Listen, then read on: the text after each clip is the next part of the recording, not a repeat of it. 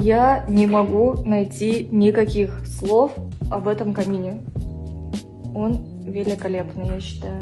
Подвесной камин, блин, подвесной, он висит. Отопление в доме можно отключать, потому что сейчас, я посмотрела, 29 градусов, у нас открыты 2 окна. Блин, я в восхищении, сейчас просто сидела и вот смотрела на него. Я ухожу, снимаю со всех углов, фотографирую. Я не знаю, куда мне столько фотографий камина, я его уже каждый день буду видеть, но я хожу, фотографирую. Он шикарный, ребят, честно.